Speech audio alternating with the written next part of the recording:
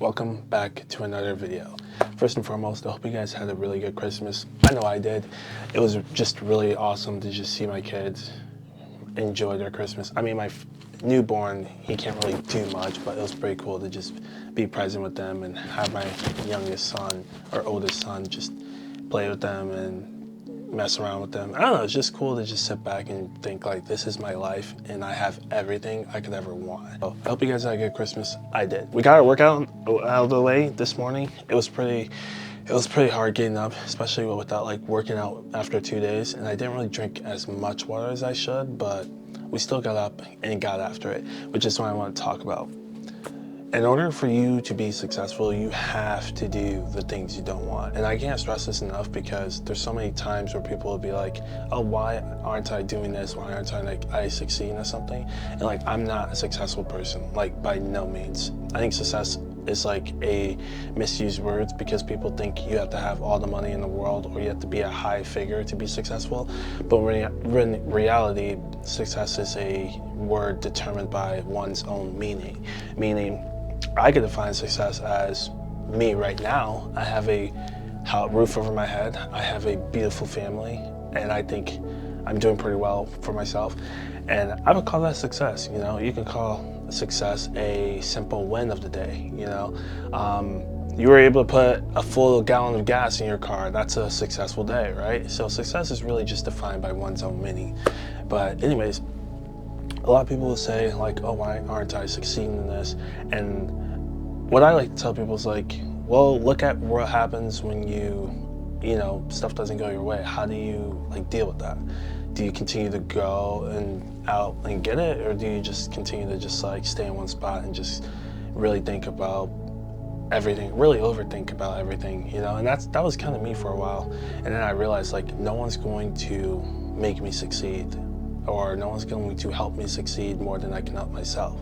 And so I had to really get up and get after it every single day, no matter how I feel. And I think there's like this misinterpretation of discipline and functionality. You know, I like the word discipline because, you know, no matter how you feel, you're going to do it. But then at the same time, is it really beneficial for you to be disciplined in everything when you really can't? Like when you really shouldn't be doing something. You know, for example, if you're going to the gym every single day, there's gonna come a time where your body's gonna start to break down. So you being disciplined going to the gym every single day, you're probably gonna have to stop going as hard or as much because your body simply won't recover. So, but a lot of people like this mentality of you have to do it every single day, even when your body's broken down and all that, and it's just simply not true. But if you can do something and you're feeling up to it, or you're at your best capability of it, you should be doing that. You know, I don't like posting. I do like posting like 5 to 7 times a day on TikTok, Instagram. It could be a little draining because it kind of takes you away from like things you're doing in between those times of posting.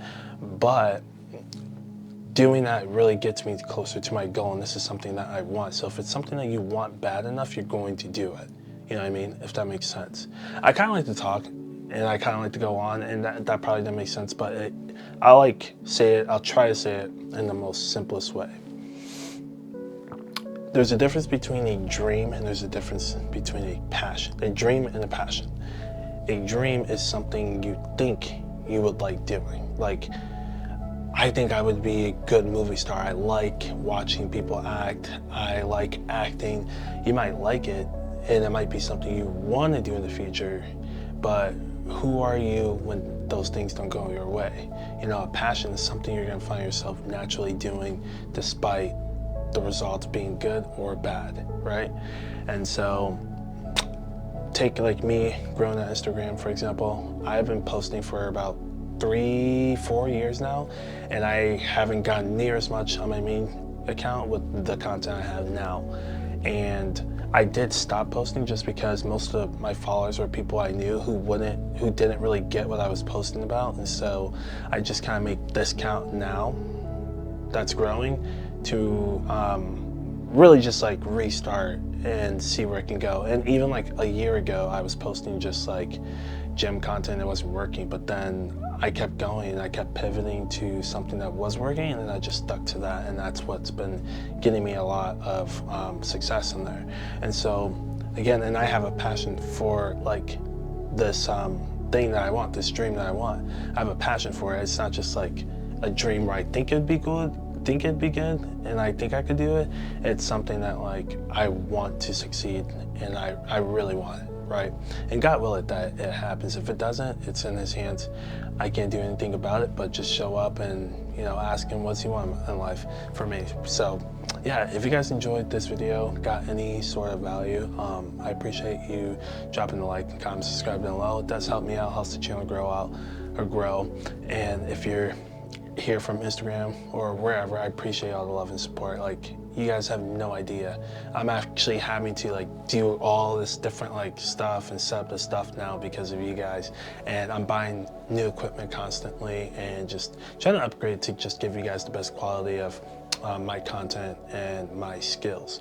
So yeah, if you made it, appreciate you guys, love you guys, and I'll catch you guys in the next one. Peace.